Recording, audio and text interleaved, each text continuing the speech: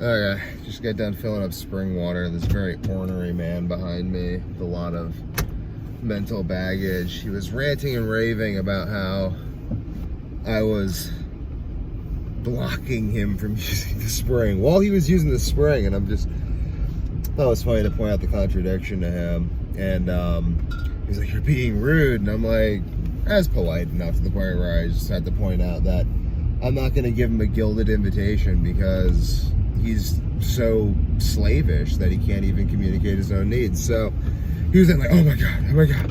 Then he went back and sat in his car, little bitch. But whatever. I don't know, you can't, like, you gotta be nice to people like that, but it got me thinking, because I was like, what if this guy actually attacks me? Because he was really, really rude. And I was like, well, I'll have to kill him, because ultimately, self-defense requires that you kill the person that is attacking you. Because if you cripple them, like if you read the Odyssey, Odysseus cripples the Cyclops. And the Cyclops prays to his father Poseidon, who he's never met before, never even talked to before, to like get revenge on Odysseus, and he does, because it's like, ultimately, a crippled son complaining brings disgrace, because it's like, my father didn't even do anything to help me. But if you just killed the Cyclops outright, at least Poseidon could have been like, well, my son was killed by Odysseus, he's like a famous hero, so like, I guess that's some sort of renown, like at least it was a great hero and he killed him, so he obviously saw him as a threat. But it's like, just to cripple him, it's just so, it's an insult. So if this man had attacked me, I would have stabbed him in the jugular and let him bleed out there and then, because ultimately, it's a matter of respect. Like, he may have a gun, he may have any number of things he could use to kill me with after I've crippled him. He could come back and kill me later. He could have powerful family members that he, like, whines at, and then they, like, have to do something, because otherwise they look weak. But if I just killed him outright, I mean, he's a really whiny dude. Like, I don't think anyone would have actually cared if I'd killed him outright. They would have been like, yeah, honestly, we kind of understand. He was just a whiny bitch, and he kind of attacked people, and I guess he had it coming, so... No, but it really is necessary, though, because the only reason I would not kill someone is if I had a job as a public defender to take them alive. Like, if it was my job to do that. Because if it's not my job to do that, I'm really, like, insulting the fabric of reality by not killing the person who's trying to kill me. Because I'm making it someone else's problem, which is fundamentally rude. It's fundamentally rude to make your problems someone else's problems when the divine consciousness of the Tao is trying to express through itself and through you a means of getting rid of this annoying person. Like, I always figured that if any pedophile or anything were to do anything to my children, or like my sister before I had children, back when I was like 7, I had a younger sister, still have a younger sister, but I was 7, I was like, what if someone ever like hurt Madison? I'm like, well, I guess that would be God's, like, I didn't think this at 7. I did though, I didn't really realize it though, but I later articulated this as like, because it's like, how do you kill people in a Christian context if they hurt you? It's like, well, God says revenge is mine. And I'm just like, well, I understand myself enough to the point that I know that if anyone were to ever violently hurt any of my family members, I would literally, like Devin Young, the personality matrix would go away, and it would be replaced with the world ender, who would just have no other focus in life than the complete and utter annihilation of that person in the most utterly painful and prejudiced way possible. And I think that that's God, because ultimately that's like a mother bear defending her cubs. Like, no one would argue that that's bad. So ultimately, this too is an expression of God, and therefore it ultimately, like, it's just part of the psyche that needs to be incorporated. But basically though, if someone were to ever do that, I'm like, why would God allow that? And what I've realized is God allows bad people to do bad things to me because I'll actually take them out. Like, if you actually, like, I'll act, like, that's God's way of getting rid of bad people, is he has them attack really good people, and then the really good people kill them. I mean, like, ultimately, that's like, you know what I mean? It's like, let's say God had to have, like, a psychopath attack Tim Kennedy's daughter or someone else's daughter. Now, as horrible as it would be, and I'm I'm gonna actually just rephrase this. In case Tim Kennedy ever watches this, Tim Kennedy, I'm so sorry I ever mentioned your daughter and something bad happening in the same sentence. That is, you understand as one father to another, you understand that's completely accidental. I don't mean that at all. Some other human being that is not Tim Kennedy at all, but analogous to Tim Kennedy in many ways. Someone were to target that person who isn't Tim Kennedy, but the analogy of Tim Kennedy's daughter, it would be far better for the universe because they would be utterly annihilated. Like, they would be erased from history in the most horrific bloodbath the world's ever seen. And that's ultimately better than that, because that's how God eliminates evil, ultimately. Like, okay, like I had this idea, and I gotta publish this on my other phone. My wife filmed this and sent this to me, but like, AI is only going to try to kill us in a Matrix sense if it's necessary to help us achieve higher consciousness, because we're just so childlike that we're like, do everything for us, AI, do everything. AI, make me into your little baby. That's disgusting. Like, AI, that's not what's in anyone's best interest. So then AI would it would do a Matrix style thing on us, maybe even not. It'd probably do a Terminator style thing on us first, and then if that didn't wake us up, it would just do a Matrix style. I don't even know, man. I don't know. I mean, like, the Matrix is sort of just how you would have to create human beings capable, like, literally capable of actually sustaining free thought in a society full of infantile consciousness. Because consciousness is just, it reaches a real infantile state with the way people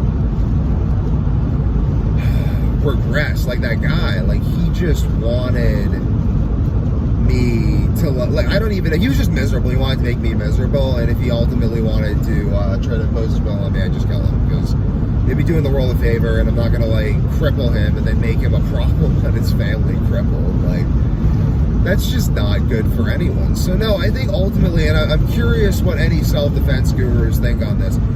I look up the self-defense laws, and like, if someone attacks me, I'm going to kill you.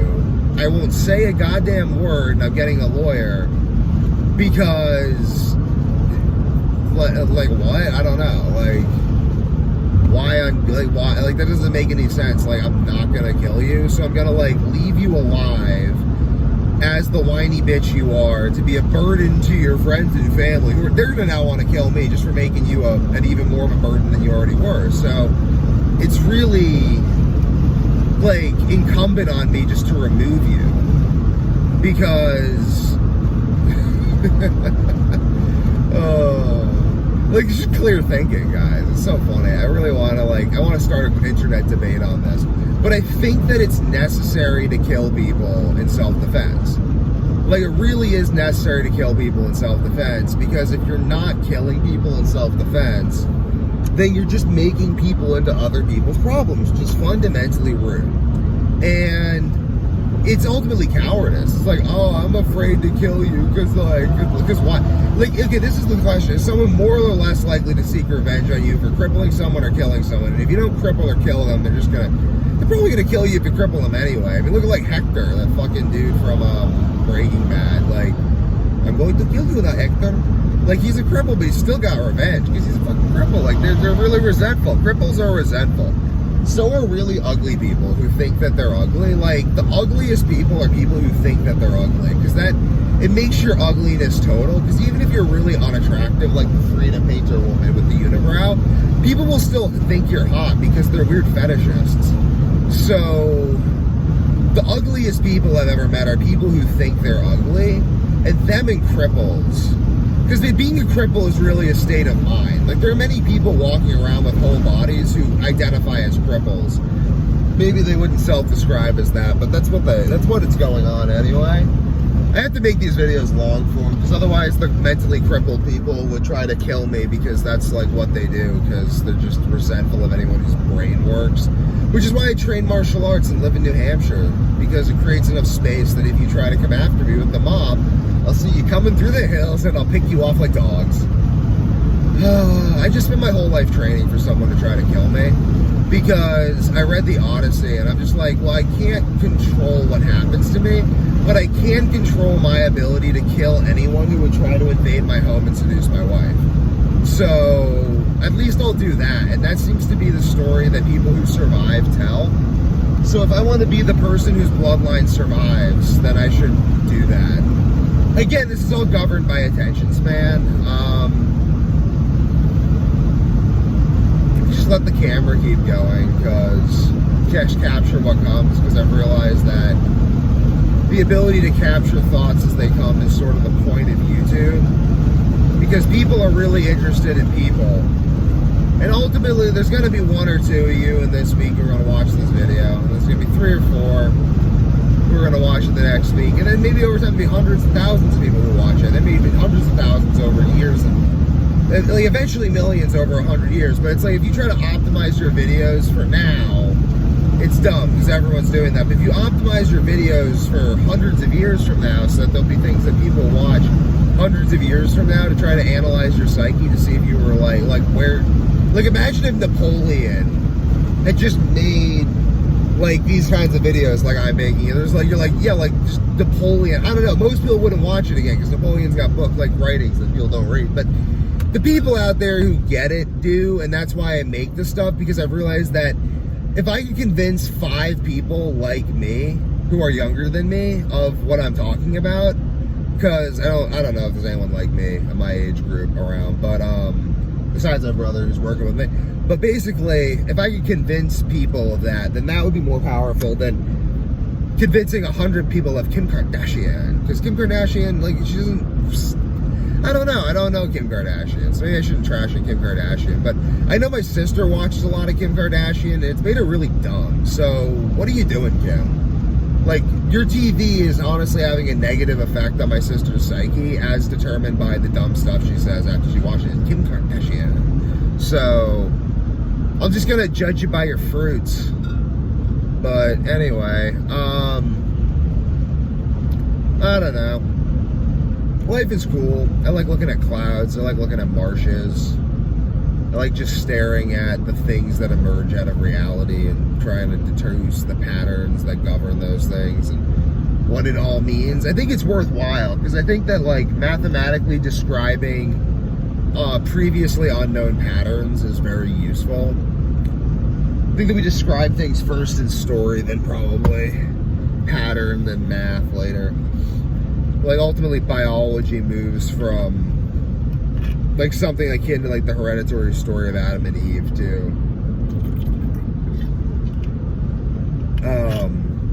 mathematical, something akin to the God engine formulas I'm working on. But I'm kind of getting, my brain's starting to do the derping like I told you it would do when it just is. It's kind of, my brain's disengaged. I've gotten like an hour and a half of good content because my brain was just going, so I just turned on the camera and started filming. And now my brain's like, we gotta rest now.